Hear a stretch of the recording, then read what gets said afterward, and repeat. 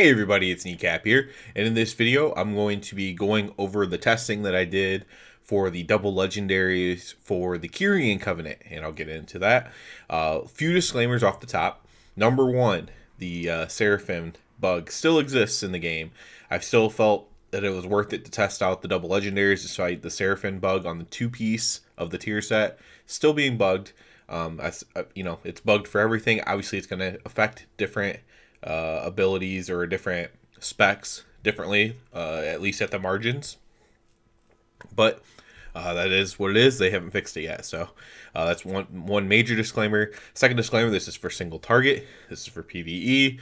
And final disclaimer is this was all with Pelagos, although I did mess around a little bit with Forgelite Prime. I didn't do a ton of it. It did seem to kind of just mimic similar situations to what it currently is on live, although I am willing to look more into Forgelite, especially with Zeal. I did 4 combinations here of talent / double legendaries, the ones that people expect to be good. Obviously, I'm, fine looking into other ones in the future as well if something else pops up. So those are little disclaimers.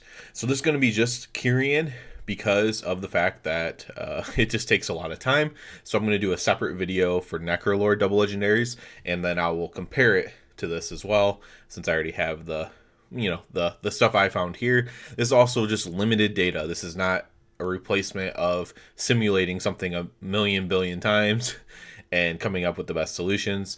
This is just, one guy keeping track of his own data and then sharing that with you here. So let's go ahead and just look. I'm no graphics designer, but I did make a image here for this.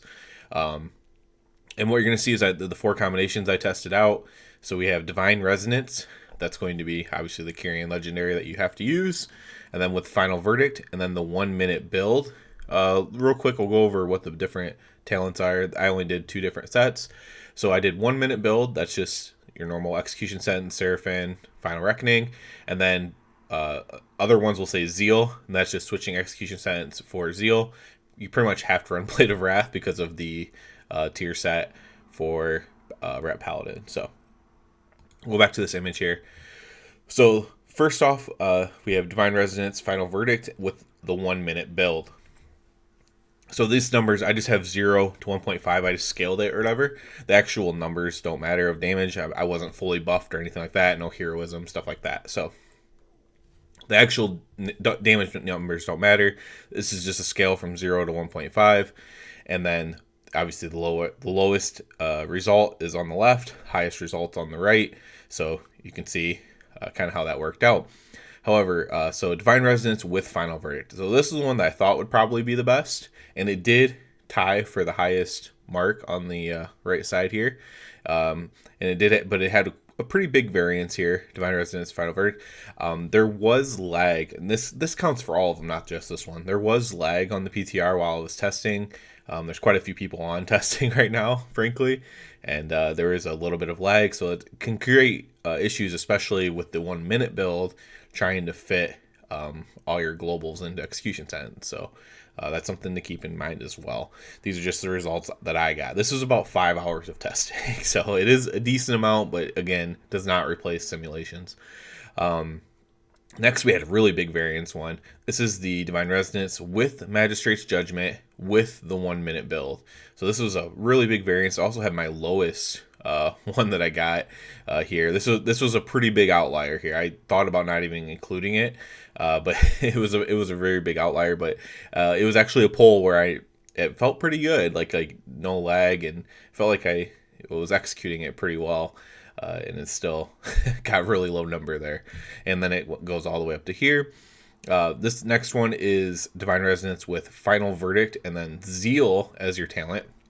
This was the most consistent one that I did. And this one, it felt really good, honestly. Both the Zeal ones feel really good with this talent setup in general, or with this tier sets in general, I will say. The Zeal ones with the double legendaries here, and this one's just the most consistent. So I didn't have anything super high, didn't have anything low at all. It was a very consistent one. So I'll be interested to see how that simulates. With perfect simulations, does this actually go a little bit higher? But yeah, Lastly, we have Divine Resonance with Magistrate's Judgment and Zeal. And this one is the one that felt the best. So I said both Zeal felt good. This one felt the best. So you have it getting all the way to the top here. Also, it ties for the top, and it ties for the highest floor as well. So I'm definitely interested in this one. This Divine Resonance, so the Kyrian Legendary with Magistrate's Judgment, and then the Zeal talent as your build. Now, this is one I'm very interested in because it felt so good to play. Playing with this build, you almost didn't even need to cast Consecration at all because you always had something up. The Zeal is helping you proc up your tier set thing a lot. So you're proccing a lot of Blade of Wrath, but you're also proccing your Wake of Ashes a lot. You have tons of holy power, so you're always having stuff to spend. It just feels really good, honestly. The Zeal ones, like I said, I did mess around a little bit with Forgelite Prime. Not enough to like include anything in my data on it, but I felt like that felt pretty good as well. I didn't have to collect orbs. It's really annoying because you need to get all of your melee attacks in, especially when you're playing the Zeal anyways. You need to get all your auto attacks in, and having to walk away for an orb feels absolutely awful. You might need like a swing timer or something to deal with that. So Forgelight might be good just on that basis itself. And, like I said, that's something I'll look into in the future. I'm going to do a Necrolord one next. And then I'll probably come back to Kyrian and mess around with Forgelight a little bit. Also, we might get some actual like simulation data at some point, and that'll help guide. Because right now this is just a guess, right? This is what these are the kind of the things that everyone thinks will be good.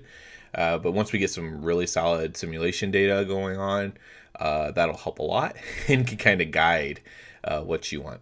So if I had to guess, this is the one. So the final verdict with Divine Resonance, I assume that this would be best single target, and it very well might be, right? It's tied for the highest that I got, so it very well might be the best.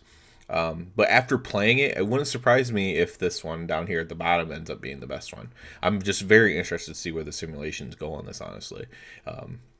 Extremely interesting. It just feels so much better playing with the Magistrate's Judgment. So if you don't know what that legendary does, that one's the one that Judgment has a 75% chance to reduce the cost of your next holy power spender by 1, and that can proc off of your divine toll judgments as well with the Divine Resonance. So it keeps hitting it. You can stack up a couple of those things as well. It's not just so you don't necessarily get too many wasted or anything like that. So it just feels really good. That mixed in there with the set bonus, that's giving you some extra Wake of Ashes. You're just always pumping. And you could also, since I wasn't in the 1 minute build, I could have actually ran a better trinket as well when I was testing this out. So that's something else to keep in mind too. So yeah, you can see I have the 4 set, Magistrate's Judgment on, and then the Divine Resonance Lego on as well. So my main takeaways again, the main takeaway is I really wish that they would fix the stupid Seraphim bug. It's highly annoying that it's still in the game. You can't fully test everything because, like I said, it's going to affect certain things more than others. Especially, I think it's going to affect the 1 minute build even more because you really want Seraphim up for your whole execution sentence, like everything, all your globals into it. And when that's getting deleted right away, you're missing out a ton of damage because it's all front loaded. Whereas the Zeal build, when you're not all front loading everything, your damage is more spread out and it's not as big of a deal. Obviously, you want to do as much as you can during your wings, but it's not as big of a deal getting in that 8-second window. And so the Seraphim bug is big.